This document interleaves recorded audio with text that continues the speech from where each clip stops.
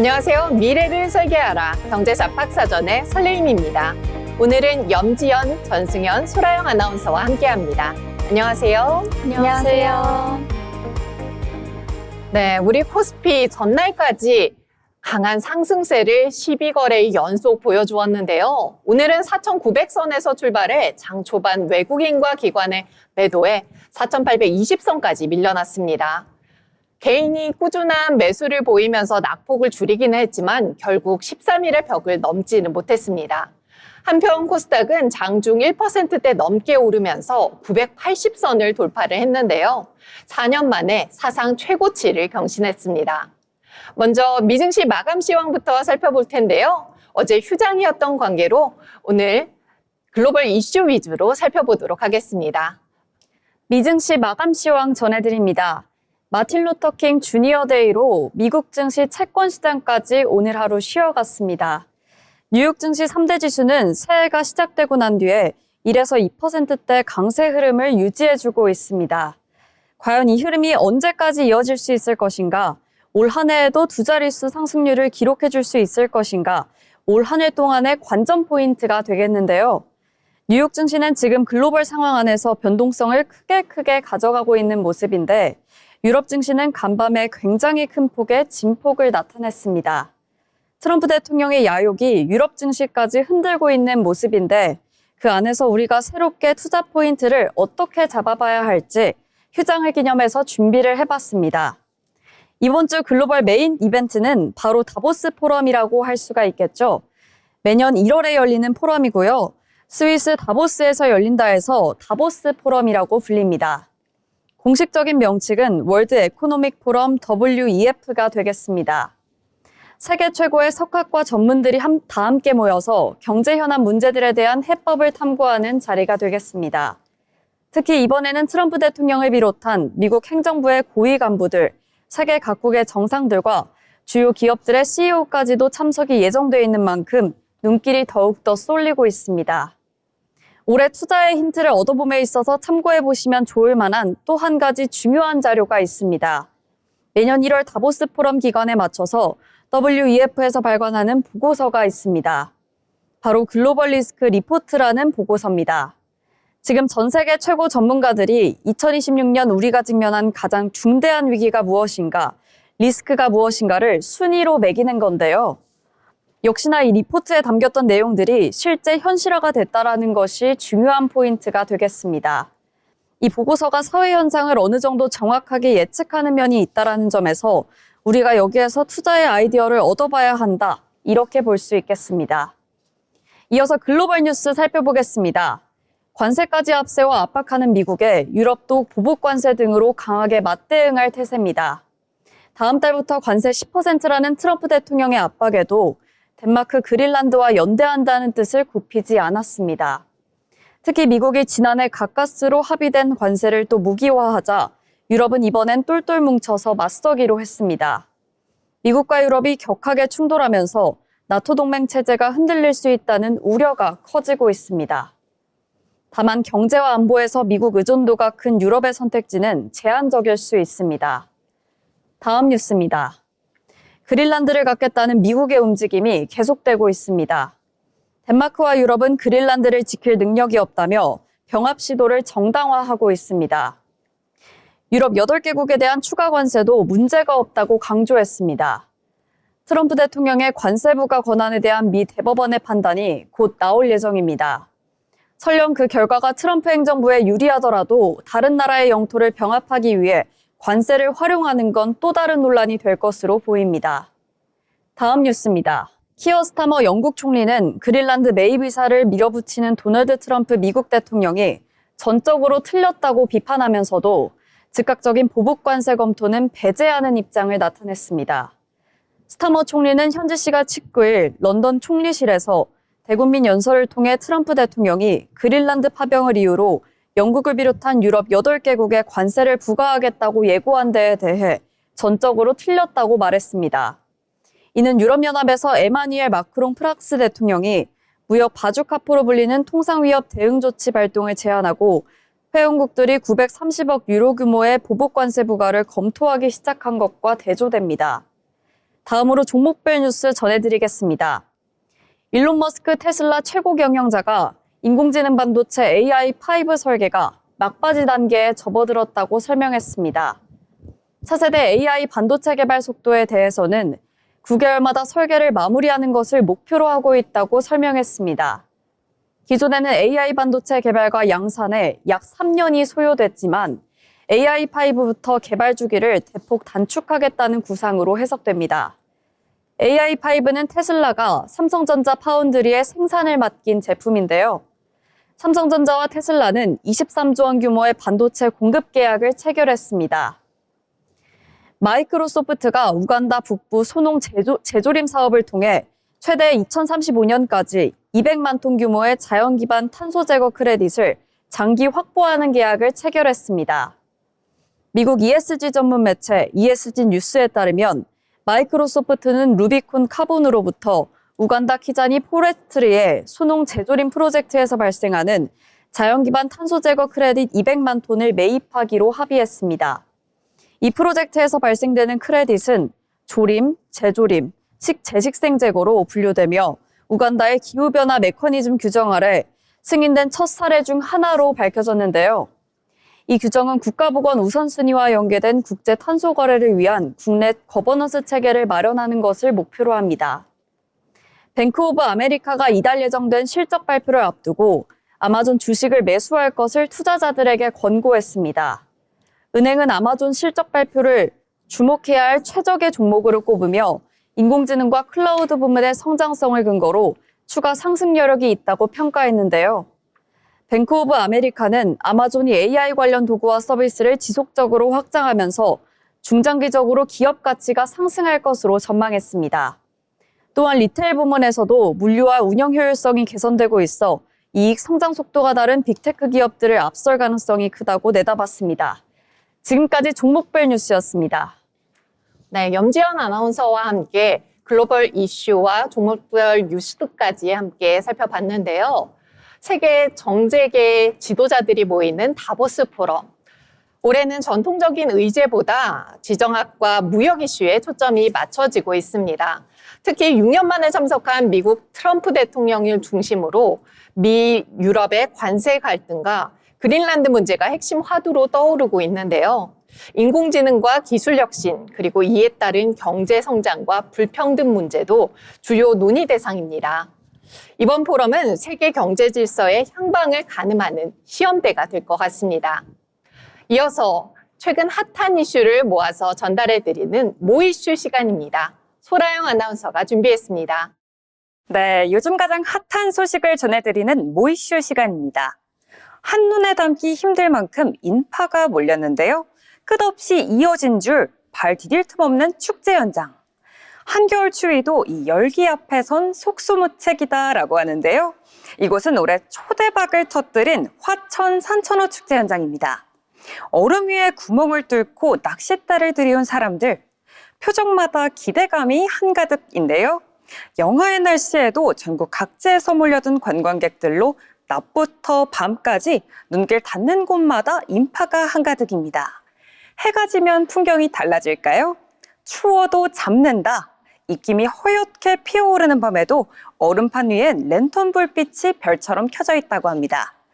네, 이 축제는요, 산천어 얼음 낚시만 있는 것이 아닙니다. 맨손 잡기, 눈썰매, 얼음 썰매, 아이스 봅슬레이까지 모든 연령대가 함께 즐길 수 있는 체험 프로그램이 가득하다고 합니다. 남녀노소 누구나 겨울을 만끽할 수 있죠. 세계 최대 실내 얼음 조각 광장도 인기라고 하는데요. 얼음으로 만든 조각 예술 작품들은 그 자체로 한겨울의 예술을 만들어내고 있습니다. 이런 인기의 첫 번째 비결, 바로 SNS 확산력입니다. 주말마다 가족 단위, 연인, 친구들이 몰려서 모두가 함께 사진을 찍고 그 모습을 SNS에 공유하는 모습이 계속해서 이어지고 있습니다. 짧은 영상 한 장의 사진으로 축제 분위기를 그대로 담아서 전파하고 있죠. 네, 두 번째 비결은요, 바로 체험 가치입니다. 낚시, 눈썰매, 얼음 조각까지 이 모든 것들을 한꺼번에 즐기면서 특별한 겨울 체험을 할 수 있는 점이 가장 큰 매력입니다. 이 축제 이렇듯 지역 경제에도 큰 도움이 됩니다.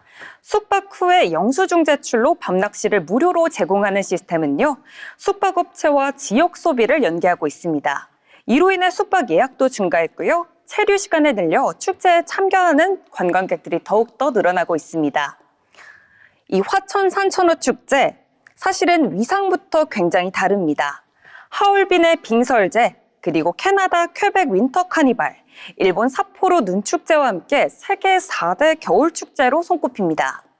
매년 관광객만 100만 명 이상, 축구장 40개가 넘는 얼음판 위에서 하루 종일 사람들이 움직이고 있습니다.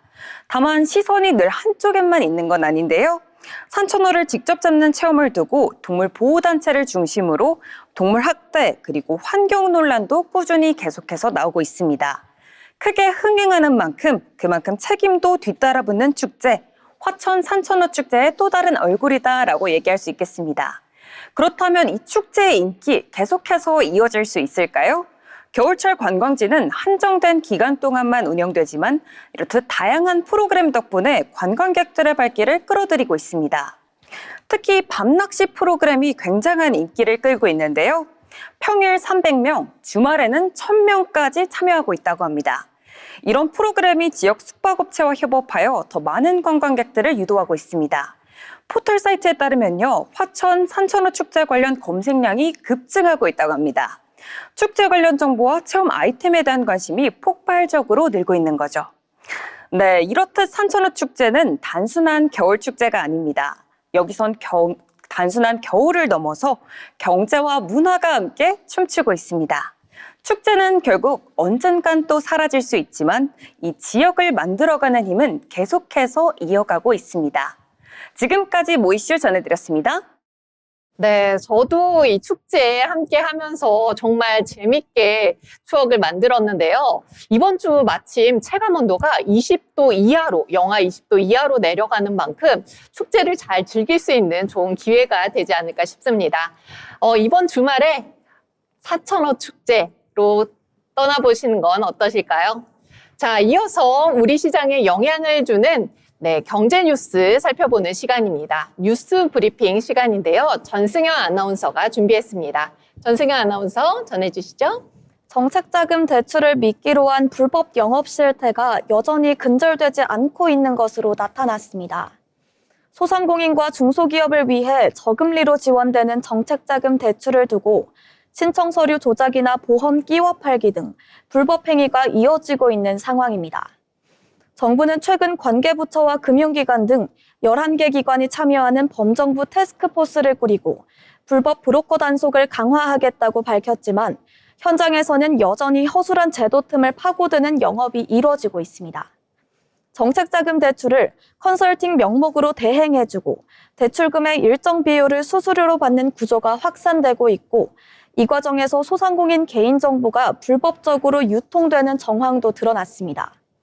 특히 정책자금 대출 컨설팅은 별도의 인허가 없이 신고만으로 영업이 가능한 자유업종으로 법적 관리 사각지대에 놓여 있다는 지적이 나옵니다. 정부는 정책자금이 본래 취지에 맞게 실제 도움이 필요한 소상공인에게 전달될 수 있도록 제도 보완과 단속을 강화하겠다는 입장입니다. 다음 뉴스입니다. 정부가 농업 현장의 만성적인 일손 부족 문제를 해결하기 위해 공공부문 중심의 농업 고용 인력 공급을 확대하기로 했습니다.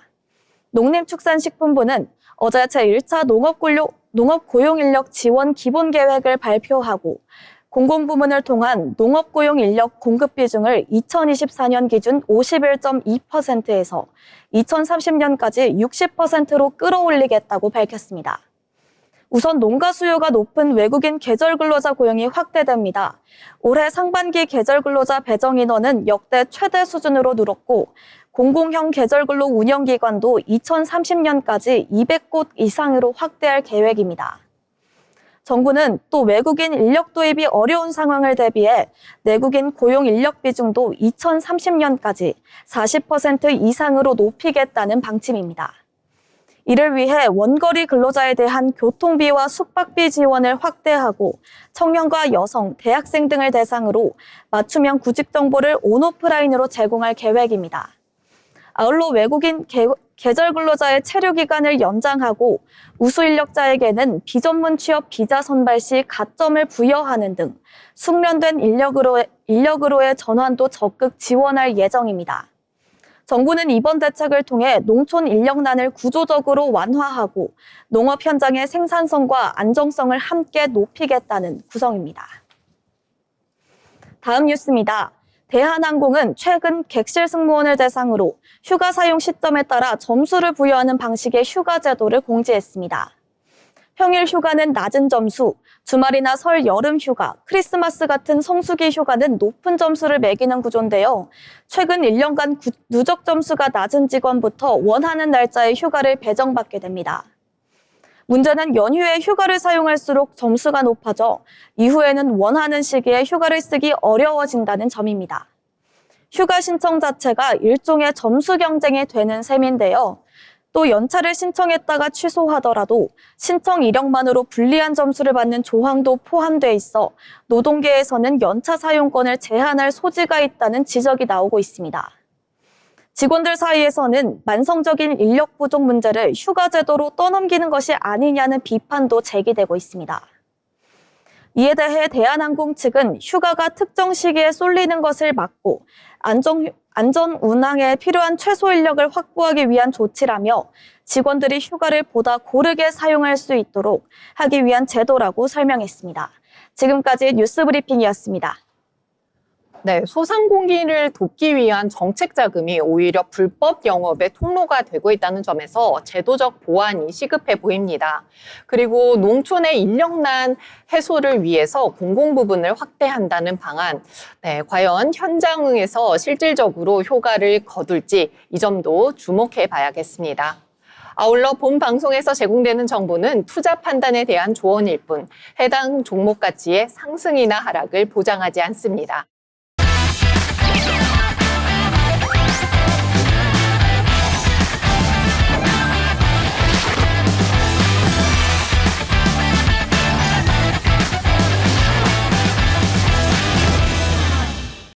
이번 시간은 투자의 고수가 되고 싶은 아나운서들이 경제와 주식 관련된 이야기를 나누는 돈의 맛 시간입니다.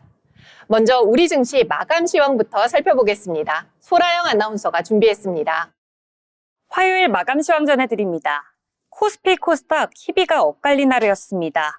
코스피 12일 연속으로 상승 흐름을 이어가나 했지만 오늘 하루 숨고르면서 마무리했고요. 코스닥은 오늘 소폭 올라주면서 마무리했습니다. 자세한 마감 시황 저와 함께 체크해 보시죠. 네, 코스피 전거래일 대비 0.39% 하락한 4,885선에 거래 마쳤습니다.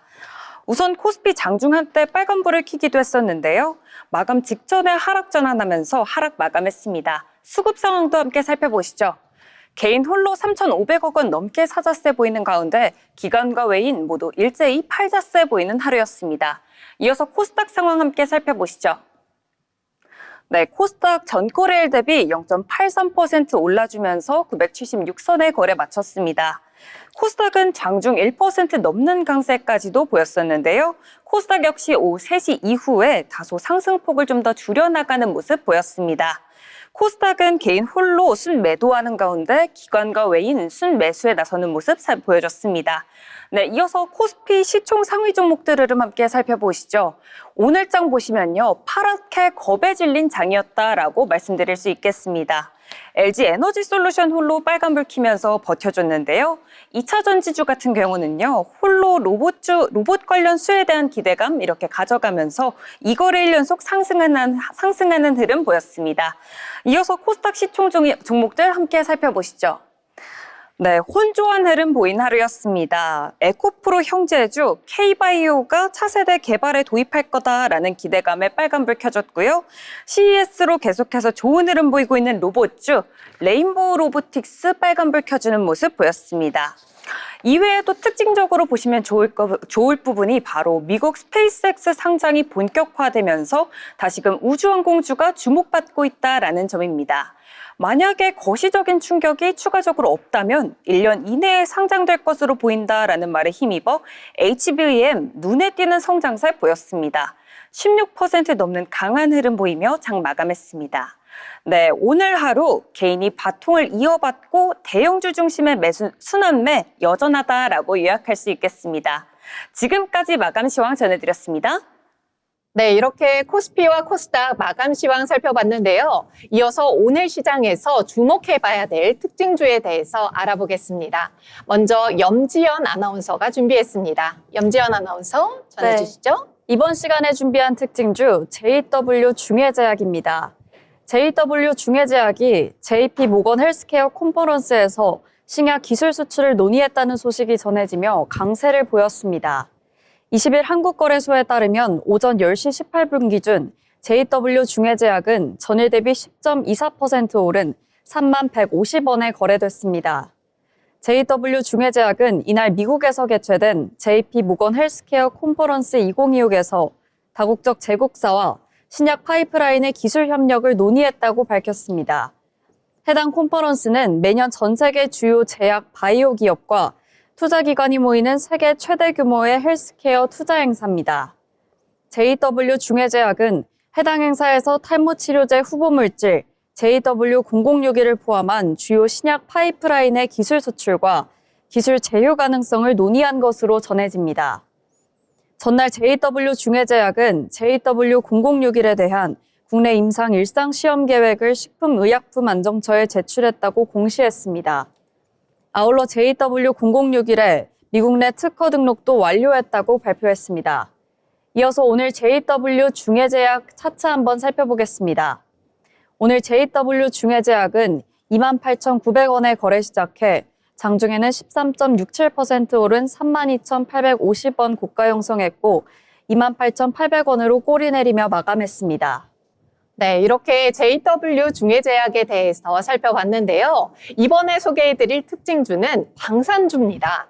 시장의 주도주의 흐름이 로봇주에서 방산주로 확대되고 있습니다. CES 모멘텀으로 급등했던 로봇주, 기대감이 상당 부분 선반영이 되었는데요. 이에 반해 방산주는 수주와 실적 가시성, 그리고 지정학적 변수까지 겹치면서 투자 비중이 확대되는 모습입니다. 오늘 전반적으로 장 초반에 방산주 강세를 보이다가 후반으로 가면서 조정받는 모습을 보여주었는데요.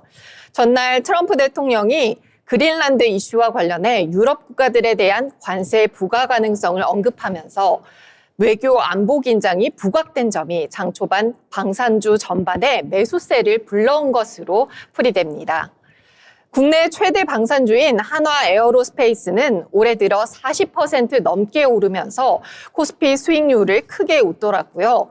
방산과 조선 비중이 높은 산업재 지수 역시 시장 대비 강한 흐름 보이고 있습니다. 증권가에서는 우크라이나 전쟁 장기화와 중동 정세 불안, 대만 해협 긴장 등 글로벌 갈등 요인이 이어지면서 방산주 강세가 장기 테마에 그치지 않을 가능성이 크다고 보고 있습니다.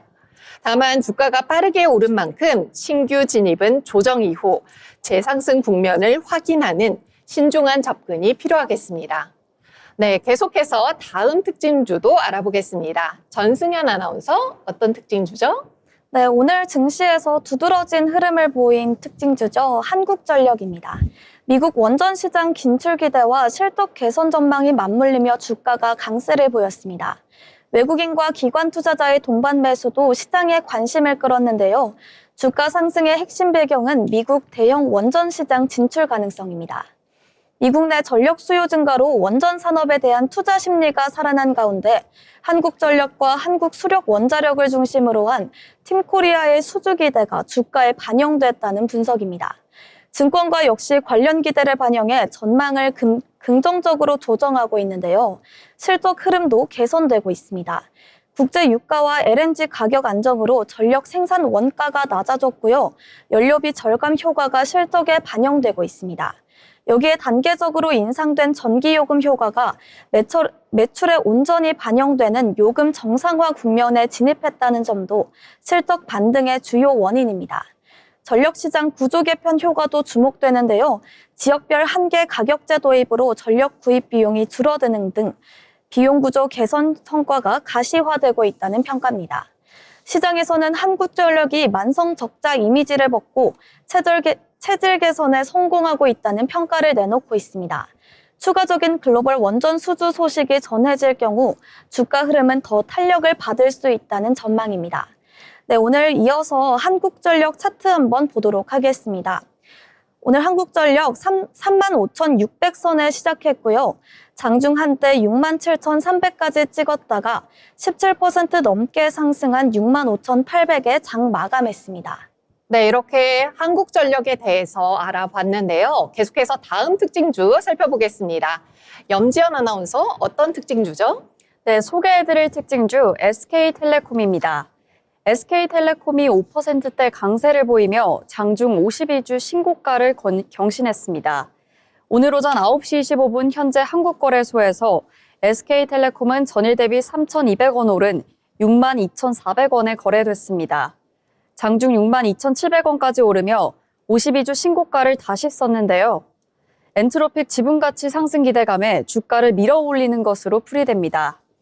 이날 한국투자증권은 SK텔레콤에 대해 엔트로픽 지분가치 재평가를 반영해 목표 주가를 7만 1,000원으로 기존 대비 16.4%로 상향 조정했습니다. 김정찬 한국투자연구원은 SK텔레콤 주가는 전일 7% 상승했는데 엔트로픽 지분가치에 대한 재평가와 함께 독자 인공지능 파운데이션 모델 개발 프로젝트 2단계 진입으로 AI 경쟁력이 재차 부각된 영향이라고 설명했습니다. 이어 지난해 상반기 반기 보고서 기준 엔트로픽의 기업 가치 급등을 감안하면 보유 지분 가치는 약 3조 원 증가한 것으로 추정된다고 덧붙였습니다. 이어서 이날 SK텔레콤 차트 한번 살펴보겠습니다. 오늘 SK텔레콤 58,700원에 거래 시작해 장중에는 7.33% 오른 63,000원으로 고가 형성했고 61,600원에 거래 마쳤습니다. 네, 이렇게 SK텔레콤에 대해서 알아봤는데요. 이어서 소개해드릴 특징주는 2차전지 관련주들입니다. 오늘 국내 시장 전반에서 2차전지 관련주들이 강세를 보였습니다. 산업 현장에서 자동화 로봇 도입이 빠르게 확대되면서 로봇의 핵심 동력원인 배터리 수요가 함께 늘어날 것이라는 기대감이 투자 심리를 자극하고 있습니다. 한국거래소 2차전지 탑10 지수는 전 거래일보다 1% 넘게 상승을 했고요. 거래대금도 1조 6천억 원을 넘기면서 수급이 집중되는 모습입니다. 종목별로 살펴보면 에코 프로머티가 7% 넘게 급등하면서 상승을 주도했고요. 포스코 퓨처엠과 에코프로, 삼성 SDI, 에코프로비엠도 3%에서 4%대 강세를 보였습니다. 이어서 LG에너지 솔루션과 LG화학, SK이노베이션 등 대형 2차전지주도 일제히 오르면서 지수 상승을 뒷받침했습니다. 최근 로봇 관련주들이 국내외 대규모 투자 유치 소식에 강세를 보이는 가운데 로봇 산업 확산에 따른 배터리 수요 증가 기대가 2차전지주 전반으로 확산되고 있는 모습입니다. 증권가에서는 로봇 산업 성장 과정에서 에너지 밀도가 높은 삼원계 배터리가 상대적으로 유리할 수도 있다는 분석도 나오고 있어 관련 종목에 대한 시장의 관심이 당분간 이어질 것으로 보입니다. 이렇게 특징주에 대해서 알아봤는데요. 계속해서 최신 시장 동향에 대해서 알아보는 마켓 트렌드 시간입니다. 최한솔 아나운서가 준비했습니다. 최근 K코스메틱 시장을 보면 화장품이라는 범주를 넘어 산업 전반의 영역이 넓어지고 있다는 점이 눈에 띕니다. 화장품 산업이 의료 미용과 맞물리며 관리와 시술이 결합된 형태로 진화하고 있기 때문인데요. 오늘 마켓 트렌드에서는 이 변화의 중심에 있는 스킨 부스터 시장을 살펴보겠습니다. 스킨 부스터는 간단히 말해 피부 개선을 목적으로 하는 의료 미용 시술 영역입니다. 과거에는 미용 시술이라고 하면 볼륨을 채우는 필러나 강한 시술이 중심이었다면 최근에는 자연스러운 피부 컨디션 개선, 그리고 회복이 빠른 시술 쪽으로 수요가 이동하고 있습니다. 이런 변화는 소비자 연령층에서도 확인됩니다.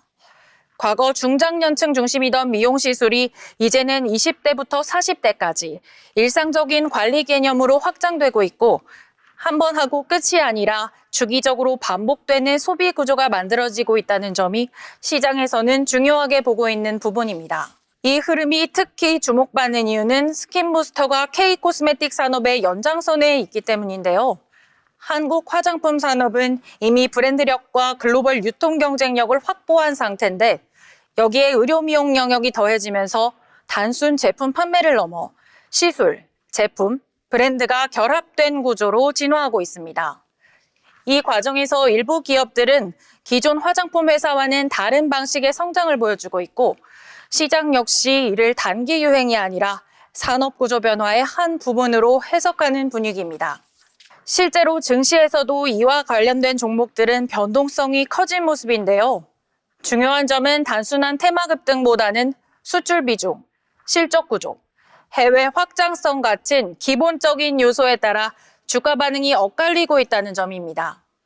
대표적으로 파마리서치처럼 스킨 부스터 분야에서 인지도를 쌓아온 기업들의 경우에도 시장은 단기 주가 흐름보다는 이 시장이 얼마나 지속 가능한지에 더 초점을 맞추고 있습니다. 그렇다면 투자자 입장에서는 이 스킨 부스터 트렌드를 어떻게 봐야 할까요? 첫째, 일회성 유행인지 반복 소비 구조인지를 구분할 필요가 있고요. 둘째, 국내 시장에 머무르는지 글로벌 확장성이 있는지도 중요합니다. 셋째, 의료 미용 영역인 만큼 규제와 제도 변화 역시 함께 점검해야 합니다. 개별 종목의 주가보다는 이런 기준으로 산업 전반을 바라보는 것이 보다 안정적인 접근이 될 수 있습니다. 정리해보면 결국 스킨 부스터 시장은 하나의 제품이나 테마가 아니라 K-코스메틱 산업의 확장 방향을 보여주는 지표라고 할 수 있습니다. 이제 이 흐름이 얼마나 구조적으로 자리 잡을 수 있을지가 시장의 판단 기준이 될 것으로 보입니다. 지금까지 마켓 트렌드였습니다. 네, 요즘 이슈가 되고 있는 트렌드가 바로 저속 노화인데요. 이제 노화를 아예 막겠다라는 것이 아니라 좀 천천히 노화를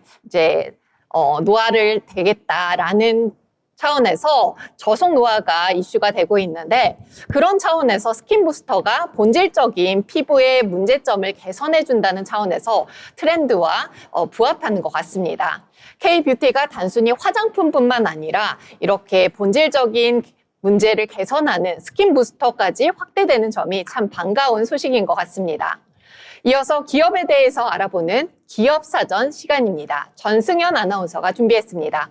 전승현 아나운서, 오늘은 어떤 기업인가요? 네, 오늘은 요즘 가장 자주 보이는 키워드죠.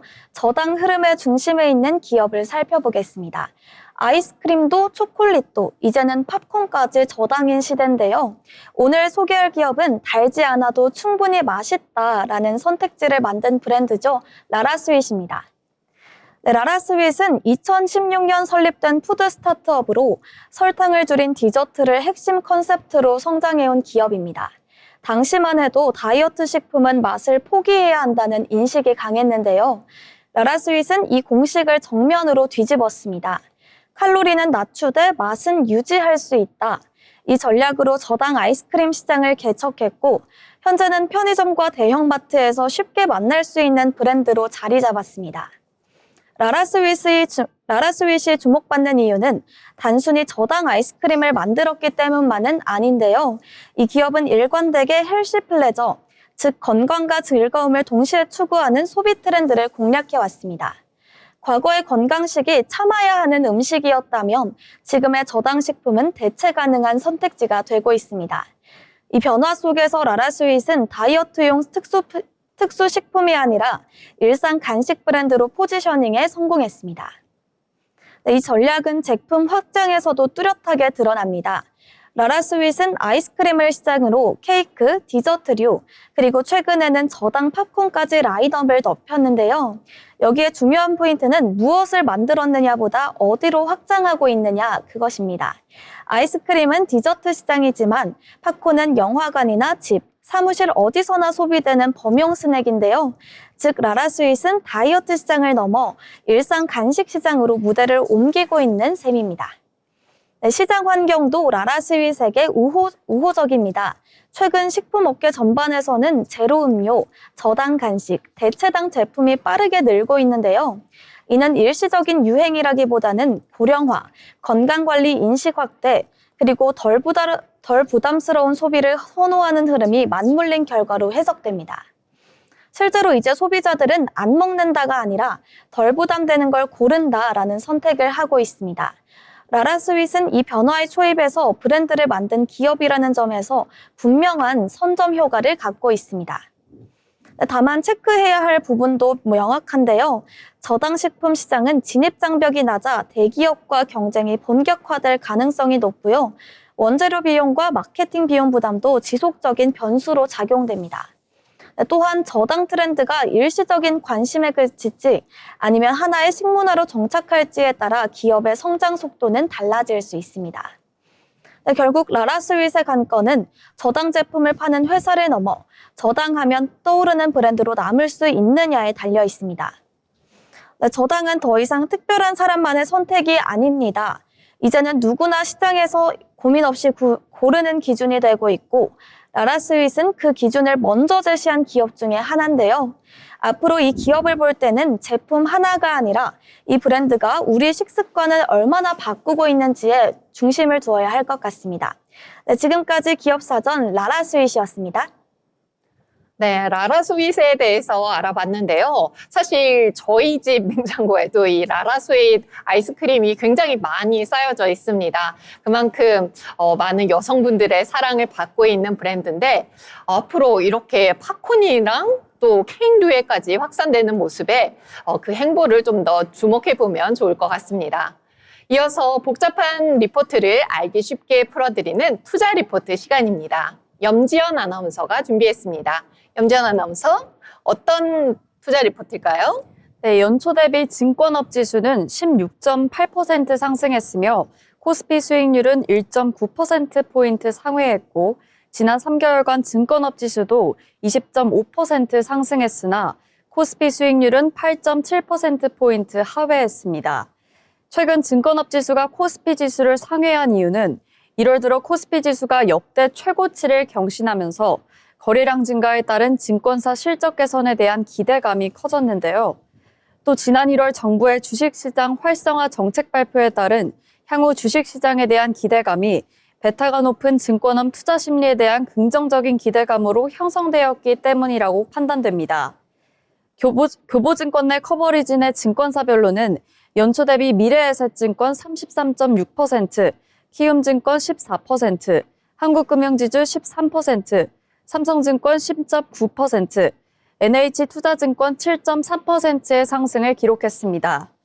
회사별로 주가 상승이 차별화가 발생한 이유는 투자 유가증권 평가이익의 증가로 인한 예상을 상회하는 실적 개선이 기대되고 지난해 말 새롭게 출시된 IMI 등 자산관리 시장에 대한 성장에 대한 기대가 위에서 말한 실적 및 정부 정책 기대감이 회사별로 차별화되어 작용됐기 때문입니다.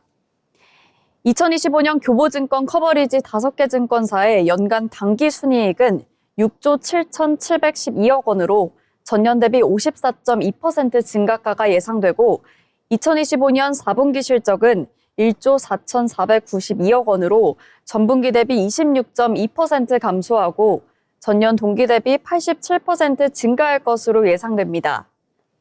5개 증권사의 2025년 연간 이익이 증가한 이유는 우선 국내 주식시장 상승에 힘입어 일평균 거래대금 증가와 해외 주식 투자 확대로 인해 수탁수수료 수익이 전년 대비 크게 증가했습니다. 게다가 2025년 3반기 국내 시장금리 안전화에 따른 S&T 운용 수익도 견조한 수준을 시현했기 때문입니다. 2025년 4분기 실적이 전년 동기 대비 87% 증가가 예상되는 이유도 국내외 거래대금 증가에 따른 수탁수수료 수익 개선 때문입니다. 반면 4분기 실적이 전분기 대비 감소한 이유는 11월 국내외 경기 부진 및 정치 불확실성 대두로 인해 시장금리가 상승하면서 관련 기업금융 및 운용순익도 전분기 대비 수익이 감소한 것이 원인이었습니다. 기대필자는 지난 2025년 11월 20일 보고서를 통해 2026년 증시는 상고하저로 예상했습니다. 한국 경제 및 글로벌 경제가 불안정한 회복 흐름이 지속될 것으로 전망되는 가운데 국내 주식시장의 경우 IT로 시작된 코스피 실적 상향 조정에 따른 실적 모멘텀은 25Q4까지 지속될 것으로 예상되기 때문입니다. 이에 4분기 실적 시즌이 내년 1월에서 3월인 것을 고려하면 주가는 2026년 상반기까지 실적 모멘텀을 동반한 상승이 유효할 것으로 판단됩니다. 2026년 주요 환경은 여전히 긴장감이 높을 것으로 예상됩니다. 대내외 환경, 금융시장, 부동산 시장 등으로 변동성은 더욱 확대될 수 있고 시장금리 하락에 따른 수익률 추구 성향이 강화될 전망이며 전체적인 국내 부동산 시장 회복은 지연될 것으로 전망되기 때문입니다. 하지만 시장 유동성은 여전히 풍부할 것으로 예상되는데 이에 자본시장으로 채권 및 ETF, 주식시장 등으로 자금 유입은 지속될 가능성이 높아 보여 증권업에는 긍정적으로 작용할 전망입니다. 한국금융지주 키움증권필자는 증권업에 대해 투자 의견 오버웨이트를 유지합니다. 글로벌 유동성이 우상향을 지속하며 증시로의 꾸준한 유동성 유입이 예상되는 가운데 IT 반도체 실적 호조에 따른 유동성 장세에서 실적 장세로 변환에 대한 기대감도 유효한데요. 마지막으로 정부의 적극적인 증시 부양 정책 모멘텀도 장기적으로 투자 심리에 긍정적인 영향을 줄 것으로 판단되기 때문입니다. 2026년 증권사의 실적 차별화는 IB, 해외 주식 및 채권 등을 포함한 자산 관리와 S&T에서 시연될 것으로 전망됩니다. 하지만 자본에서 오는 안전적 성장 및 수익 확대는 지속될 것으로 예상되어 부익부 가속화는 계속될 전망입니다. 다만 시장금리 안정화에 따른 유동성은 전 증권사에서 긍정적으로 작용할 전망이며 탑픽스로는 한국금융지주와 키움증권을 유지합니다. 이상으로 투자 리포트 마칩니다. 네, 아무래도 우리 증시 강한 상승 모멘텀을 갖고 있기 때문에 증권주들도 계속해서 긍정적으로 바라봐도 되지 않을까 싶은데요. 네, 아울러 본 방송에서 제공되는 정보는 투자 판단에 대한 조언일 뿐 해당 종목의 가치 상승이나 하락을 보장하지 않습니다.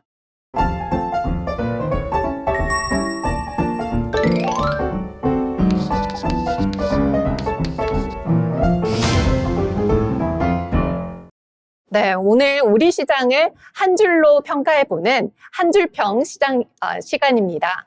네, 먼저 염지연 아나운서부터 오늘 우리 시장 어떻게 보셨는지 한 줄로 요약해서 말씀해 주시면 감사하겠습니다. 네, 저는 으쌰으쌰 빨간불아 다시 돌아와 이렇게 간단히 요약해 보겠습니다. 네, 아무래도 12거래일 연속으로 상승하다가 오늘은 잠시 숨고르기에 들어간 코스피. 그래서 다시 한번 힘냈으면 좋겠다라는 의미로 으쌰으쌰라고 해주셨는데요. 굉장히 귀엽고 좋은 것 같습니다. 네, 그럼 전승현 아나운서는 한 줄평 어떻게 해주시겠어요? 네, 오늘 코스피 12거래일 상승이라는 긴 마라톤 도중에 숨고르기에 들어갔다라고 정리하고 싶은데요. 네, 새해 들어 하루도 빠짐없이 상승하던 코스피가 12거래일 만에 하락했죠. 반면 코스피 독주가 이어지면서 상대적으로 소외된 코스닥은 분위기는 오늘은 조금 달랐는데요. 네, 다시 5,000피 1000스닥을 향해 달려갈지 앞으로 지켜보도록 하겠습니다. 네, 맞습니다. 코스피는 12거래일 연속 상승하다가 오늘 숨고르기에 들어간 만큼 네, 앞으로 어떤 흐름을 보이게 될지 좀 더 주목해 보면 좋을 것 같습니다. 이어서 제가 또 한 줄평을 준비를 해봤는데요. 제가 준비한 한 줄평은 바톤 터치입니다. 네, 코스피는 오늘 잠시 쉬어가는 반면에 코스닥 강한 상승 흐름 보여주었는데요. 네, 4년 만에 사상 최고치를 경신한 만큼 1000스닥으로 가는 우리 코스닥을 한번 응원해보면서 바톤 터치로 정리해보겠습니다. 자, 이렇게 오늘 저희가 준비한 내용은 여기까지입니다. 오늘도 함께해 주신 여러분 감사드리고요. 내일도 저희 방송과 함께 하시면서 투자 판단에 좋은 인사이트 많이 받아가시기 바랍니다. 감사합니다.